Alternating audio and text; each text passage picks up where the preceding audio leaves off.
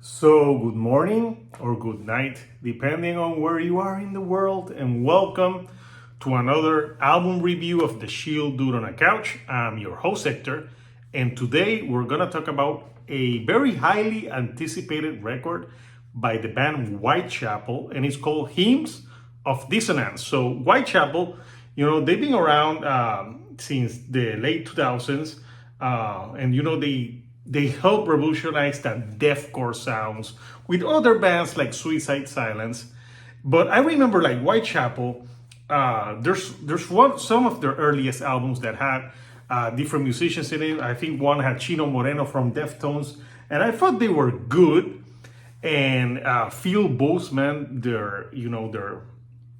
their vocalist, is really good, and I think he's got some different ways of like doing like the harsher vocals and like the gutturals. But the last few albums, the band did experiment. There's one album that they went more clean singing and people were mad, and the last two albums before this were The Valley and Kin. And I remember The Valley got a lot of praise. A lot of people were saying it was really good. It was a concept record and it was like very personal to the singer. And I quite enjoyed it because I think I enjoyed the concept, and I enjoyed that Phil incorporated more singing into his repertoire. But I know some fans were like, we're not so sure. And then with King, they took what they did in The Valley, because it was like the second part of that story, and got more melodic singing, more commercial sounding. I actually enjoyed Ken a lot, but it's because I like singing, but I can realize why it got some mixed reviews. Some fans didn't like it. It actually made my top 10 favorite albums of the year that year, but I do like melody. But with this record, with Hymns of Dissonance, so the band wanted to do their heaviest album yet. And did they achieve that? I would say a resounding yes. This album is 10 tracks and it's punishing from beginning to end. Forget clean vocals. They do not exist on this record. This record it's a concept record per se, so they're following stories. So they have that in common with their last two records, where they're doing more stories now. That before they were just like doing songs but no story. And I think Whitechapel is better when they do albums with stories to them. I think it makes them stand out, and they've been doing that in their last two albums. But on this one, it's a story, but it is like a very aggressive record. So Alex Wade, the guitar player, he talks a little bit about this record. So the story of this record is about a cultist, a leader of a cult, who is gathering worthy people to join his cult, which is something that has happened before in a lot of things. So people can relate to cult stuff. So he's gathering these people and making him follow him, and it's 10 tracks. And some of these 7 tracks are talking about the 7 deadly sins, which is pretty interesting. So the album is divided in two halves. You have the first 4 songs, and the 5th song is actually like an interlude song called Ex Infernis, and it really prepares you for the second half of the record. So in that interlude, it's the part of the story where they're like the cult is chanting to open a portal, which I think is to hell, for the cult leader to go through that portal. So it's a very menacing and evil sounding record. So the album never lets go. It starts with Prisoner 666. So right off the gate, you get punishing guttural vocals, like blast beats, like really fast guitar playing, and aggressive in your face. There's only one part of the album at the very end, in the last song, which is Nothing Is Coming For Us, that has like a great melodic guitar part to it, which I enjoyed. I'm like, yeah, like because I didn't want them to abandon melody altogether, but I can see with this album they're making a statement.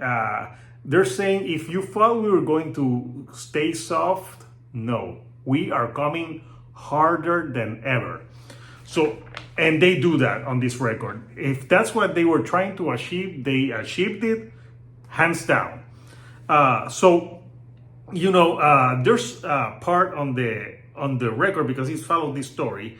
There's after that symphonies, there's a song called "Hate Called Ritual," and it starts with a chanting, like an evil chanting, like they hate everyone, and that's the part where, like in the story, where the cultist, the leader, enters, and again, there's some like Phil Boseman on this record sounds like he's a possessed demon, and he sounds evil as fuck on this record. Uh, uh, just like people, if they thought they were gonna go soft, the first single that they dropped from this record is A Visceral Wretch, and it sounds as evil as it is. Phil is doing like these guttural vocals, like he's sounding like he's being like stabbed, and some very evil riffing and some very death menacing, like death metal, deathcore type of vocals. So yeah, it's a song again that the 3 minutes and a half that it's never lets go. And the first time you hear that song, you're like, yeah, they're definitely if you told me like, oh, they're gonna go heavy, maybe I'm like, I don't know, their last albums they did a lot of melody stuff, but I think this was the perfect single to let the fans know, like, no, we're going heavy as fuck on this record. And that's a great I can understand really why they chose that as a single. But the other single is Hymns of Dissonance, which is in like at the beginning of the album, the second track. And that one also is very heavy. And again, I think Phil really sells his evil vocals on this record because, like I said, he sounds like he's possessed. And again, the drummer on this record has to have I fear for him because so many blast beats so fast that this has to playing this album in full live has to be quite a workout. So yeah, and like I said, I also enjoyed their songs like Bedlam, which also sounds very menacing as well.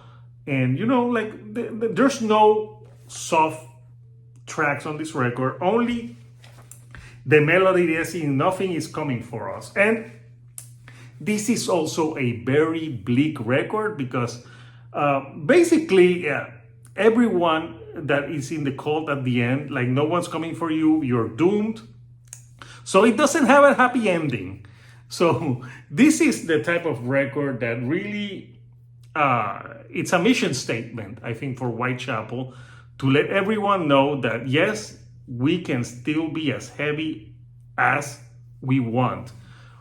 I wonder if they're going to continue like this heavy attack on their next record, or if they're gonna do like a combination of what they did on King the Valley with this one and have like a mixture. I don't know. I like some singing sometimes, just not be cheesy singing. So I enjoyed those last records, but I think this is a very strong record. I like the story about the cult and combining the seven deadly sins to it. I think it's very interesting. And, I would say it's more of like an extreme metal thing. I think they have moved away a little bit from the deathcore sounds of their earlier albums. So, yeah, Whitechapel, Hymns of Dissonance, coming out this Friday. So I want to know from you, Couchers, what do you think of Whitechapel, Hymns of Dissonance? Are you glad they went back into the heavy? Comment down below. What are your favorite tracks? And of course, if you like the videos, give me a thumbs up, subscribe, share with people that like this. So, the YouTube algorithm can share myself with more people like you. So until next time, Couchers, this is Hector, the Shield Dude on a Couch, and I'll see you all right here on the couch. Thank you and goodbye.